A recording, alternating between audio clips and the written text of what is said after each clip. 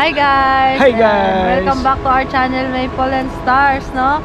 So, ngayon naman ang topic natin is kamustahin natin yung event na nangyari sa Pilipinas, recruitment event sa government ng Saskatchewan. Kasi if hindi kayo medyo updated, pumunta ang government ng Saskatchewan sa Pilipinas para mag-conduct ng recruitment event.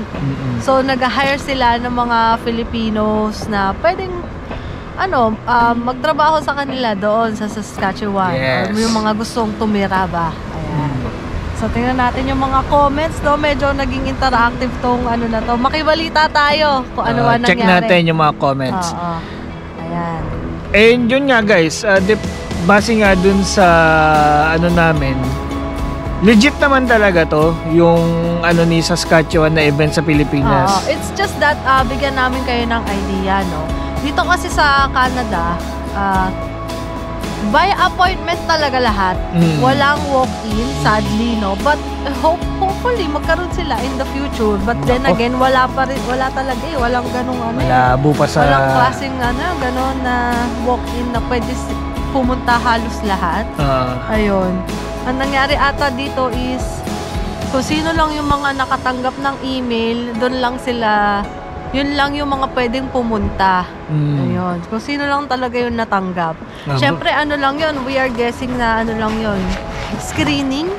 I-screen muna nila. Siyempre, pa yun? Iba pa yun kung maha-hire ka ba o hindi, di ba?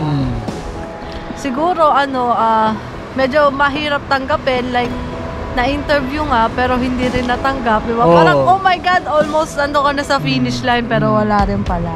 Baka ganun din yung nangyari dito sa event sa Saskatchewan. Pero kung hindi kayo man nakarinig ng feedback dun sa mga na-interview, kung may contact kayo dun sa employer, like yon email, ganyan, pwede kayong mag-follow up email sa kanila kung ano na ba yung status ng application nyo.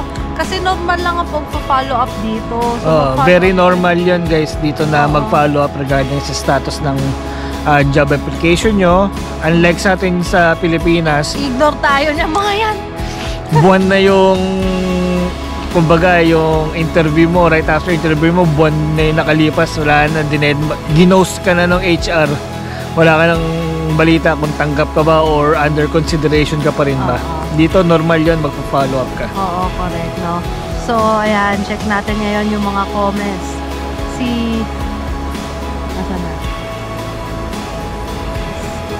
Start natin doon sa Saskatchewan hiring event. Ayan. Si Rufo Seraspi? Rufo Seraspi. Ayan, sabi niya, thanks sa posting, na ako lang napanood to. Hehe. Okay lang. I'm one of the selected with 200 plus applicants. See kung gaano kadami 200 plus applicants. Ano yun guys 200 plus siguro yung nandun sa event. I'm not sure. Guessing. Pero kung 200 plus yung nandun sa event, what more dun sa mga nag-send ng application? Di lang 200 siguro yung nag-send ng application nun. Baka 200 lang yung nasa event, pero daan pa yung nagpasa ng application. Ayan. Isa siya sa mga nakapasa. Ayan. Selected with 200 plus applicants and luckily passed in the past December 11 to 14 hiring bound to Saskatchewan. Ayan. Nice! Thank you sa ating sobrang mapagpalang Panginoon. God bless din sa inyo, Sir Ma'am. Ay, God bless din sa inyo, Sir. Congratulations. Ayan, nakuha siya. Galing. Meron talagang nakukuha, merong hindi nakukuha. Pero try lang ng try. Ganun talaga guys. Kung hindi ka makuha sa isang application, huwag kang panghinaan ng loob. Correct. Try ka lang ng try. Send ka lang ng send ng application. Lalo na kung confident ka naman na pasok ka sa qualification. Tapos meron pa si Sir Spartan. Nako. Kakagaling ko lang po kanina doon. Anyway, hindi to kanina lang nangyari. Like, last year na to. December. Oo. Kakagaling ko lang po kanina doon.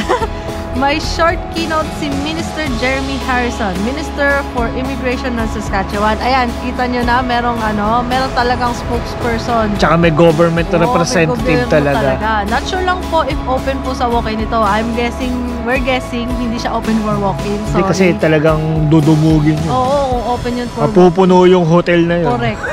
Na-invite po ako since patagal naka-apply po ako for SINP. So ano siya, expression of interest to, di ba? Nag-send na ng expression of interest yan si Bossing. Bago pa siya nag-send dito siguro ng application dun sa job fair sa Pilipinas. Ayan, sabi niya, babalik po ako sa December 14 for my scheduled interview. Anong update kay sir? Ayan, may update kay sir. After nung 14, approved po ako. Di ko alam kung gusto ko lang i-connect, pero napanood ko vlogs nyo and yung flight nyo pupunta dyan, August 7, birthday ko. Manifesting yan si sir. Manifesting. Sometimes ang buhay medyo yan, parang subtle way of telling you na merong something.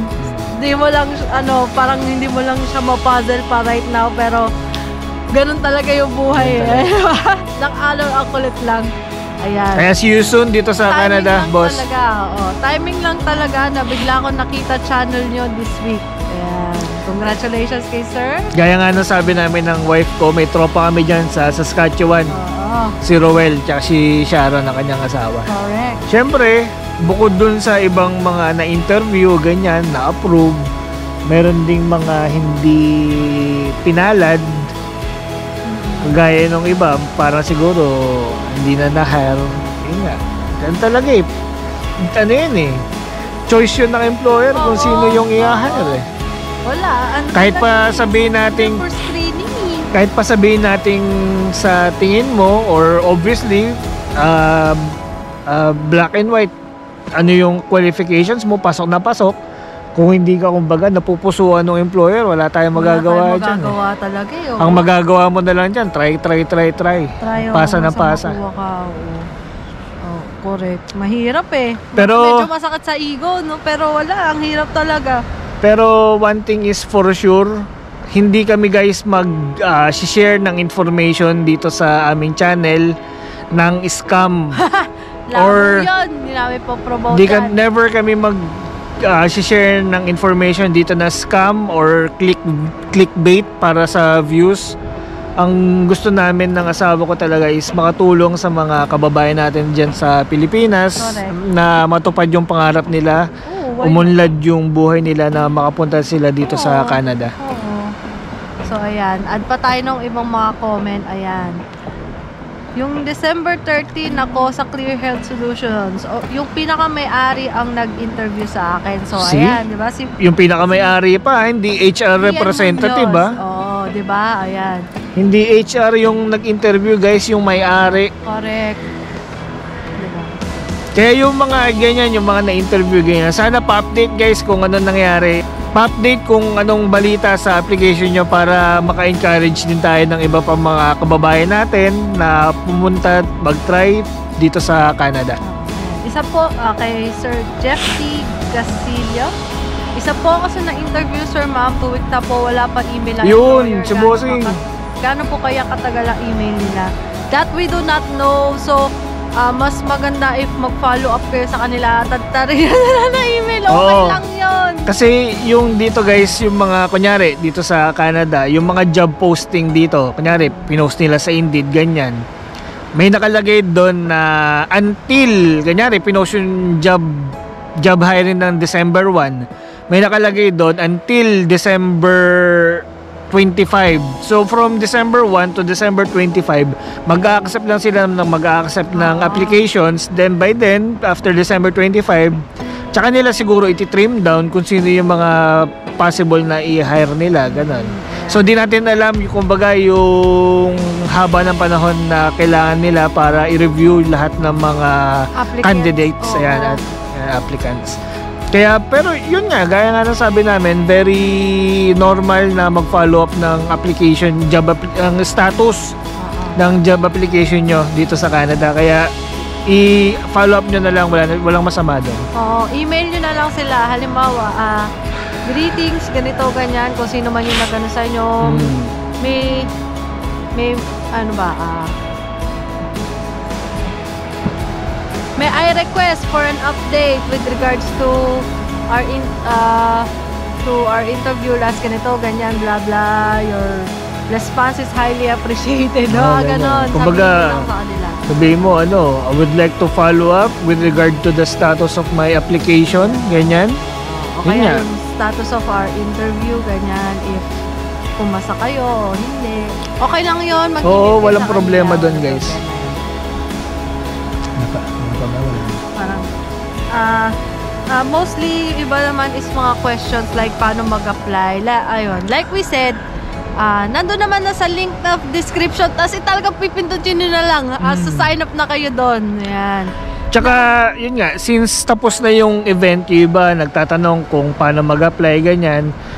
Dun sa video namin, alam ko merong part doon kung saan nakita yung mga pangalan ng company or yung employer. Maybe i-search nyo na lang din siya sa Google, Indeed, or Canadian Job Bank kung hiring pa sila. Try nyo na lang mag-send. Oo, kasi kumbaga, halimbawa si Pure Foods kunyari, dito siya nakabase sa Canada, kunwari lang, isa sa mga nag-conduct ng recruitment event dyan sa Pilipinas. Tapos na yung event, i-take note nyo na lang yung mga company nila, alam mo yun, para mag-apply din kayo sa kanila personally. Kasi ang na-notice namin dito sa West, no, dito sa Canada, pwede kang mag-apply parang sa atin sa Job Street in general, Job Street, sa kanila dito, Indeed, or mostly lahat ng applications idediretso ka sa main website nila. So kailangan mag-apply ka doon sa mismong website ng Pure Foods. Ngayon, isa sa pwede naming i-recommend, i-take note nyo yung mga list of companies na nag-conduct dyan sa Pinas. Sa Pinas, yung mga companies from Saskatchewan, applyan nyo sila lahat. Applyan nyo yun dun sa mga nakamiss sa event, applyan nyo, wala problema yun. Applyan nyo lang. Kasi naghanap sila sa Pilipinas So, di ba? Ang tingin namin dyan kung bakit sila naghanap din sa Pilipinas is confident sila na maayos magtrabaho yung mga Pilipino. So, hindi naman sila, alam mo yun, pumunta doon kung hindi talaga nila gusto. Kaya kung makakatanggap sila ng job application sa mga Pilipino, I think they will consider naman. They will consider. So, i-take note nyo lang yung list of companies. Ngayon, ano po ba yung mga list of companies? Wala na kasi kaming wala na yung link Nung pinost namin, nandun pa siya. Pero since tapos na nga yung event, syempre, nag-update na, wala na doon yung link. But, if you will go back to the video doon sa Saskatchewan, ni-screenshot namin siya, luckily. Kaya doon makikita nyo. Nandun siya. Isa-isahin nyo na lang yung mga company doon, tapos nakalagay pa kung saan yung area nila, di ba? Try nyo na lang pasahan talaga. Pasahan nyo na lang siya, yung mismo main websites nila. I'm sure naman na may websites yung mga yun. And yun nga, gaya nga nasabi namin ng asawa ko paulit-ulit, hindi kami mag-share ng information na scam or clickbait kasi kahit kami ng asawa ko hit namin yung mga ganun.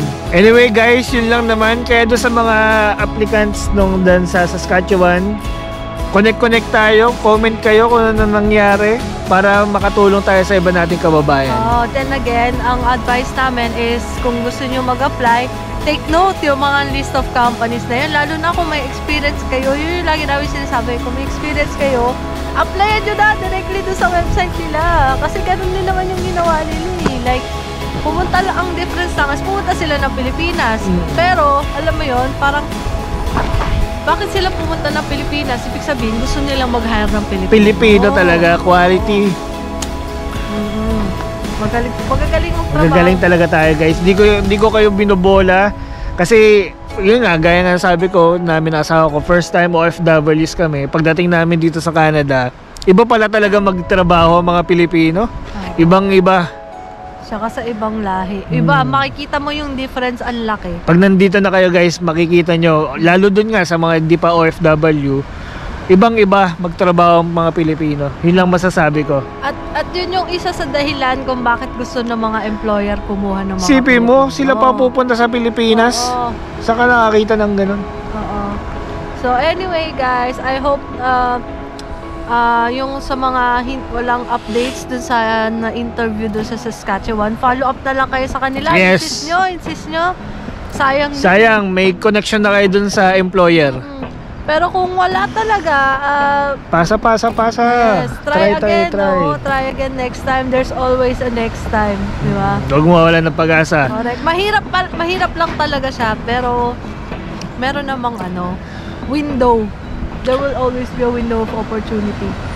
Kaya kung gusto nyo ng mga ganitong information papunta sa Canada, experiences dito sa Canada bilang OFW, be sure to like and subscribe on our channel. Ano nga channel natin? Maple and Stars! Hindi Maple Leaf, ha? Maple and Stars! Bye! Okay guys, bye!